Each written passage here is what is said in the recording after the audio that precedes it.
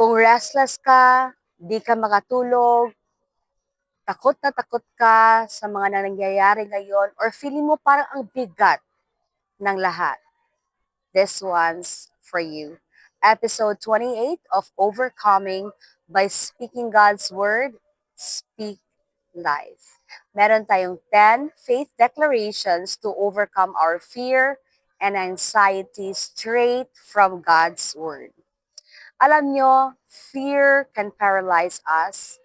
Alam mo yung feeling na kahit anong dasal mo, anxiety still steals your peace. Yung makapag-question ka na nga talaga, naririnig ba ako ng Diyos? Yung mga dasal ko ay naririnig ba ng Diyos? Parang araw-araw na lang na kalaban yung pag-iisip mo. Pero hey, God's Word says otherwise. At maniwala ka, God always hears our prayers. So today, let's speak faith over our fear, not from our emotions, but from God's promises.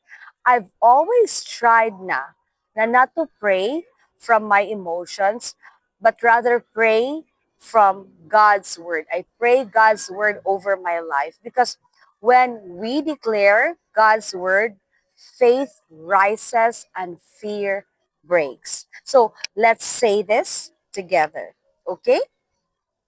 I will not fear. God is with me. Hindi ako matatakot kasi kasama ko ang Panginoon. Dili ko mahadlo kay kauban nako ang Ginoo. The Lord is my light and my salvation. Whom shall I fear? Ang Panginoon ang siyang aking Savior, si Jesus Christ. Siya ang akong kaluwasan. Hindi ako matatakot. Bakit ako matatakot? I have peace because Jesus gave me His peace. May kapayapaan ako kasi peace ni Jesus ang nasa akin. Binibigyan niya ako ng kapayapaan. Even though I walk through the valley of the shadow of death, I will not be afraid. Hindi ako matatakot sa dilim kasi kasama ko ang Panginoon. Kasama ko si Jesus Christ. God has not given me a spirit of fear, but of power, love, and a sound mind. Hindi ako matatakot.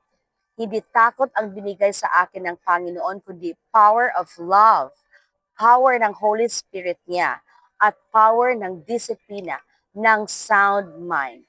At perfect love cast out all fear. Ang perfect love ni God ang nagpapalaya sa akin.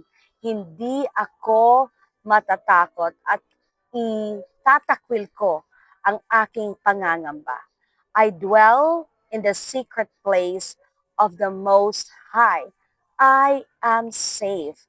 Nasa presensya ako ni Lord at at iniligtas na niya ako. Dapat hindi ako matakot. Gisalbar nako sa Ginoo nga akong manluluwas. Wala na ko'y angay kahadlukan. The Lord is my refuge and my fortress. I will trust Him with all my heart. Si Lord ang aking magtatanggol.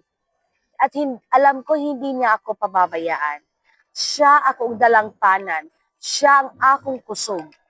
At ako ay maniniwala sa Kanya. Musalig ko sa Ginoo. I am strong and courageous, for the Lord goes with me.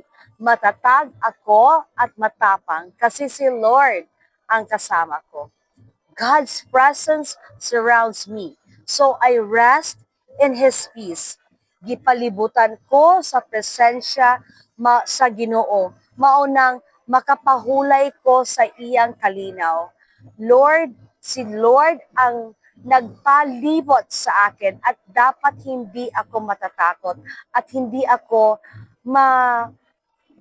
hindi magugulo yung isip ko. Ayan. Yan yung dinideclare ko sa aking buhay. These are some of my declarations over my life. So go ahead, Save this and declare them every day. Huwag mong hayaan ang takot ang magnaig sa puso mo. Dapat ang salita ng Diyos, ang kanyang pagmamahal, ang dapat manaig sa puso mo. Faith over fear, always. God loves you. Jesus is always with you. And let the Holy Spirit guide you. Therefore, choose life looking unto Jesus today. God bless you.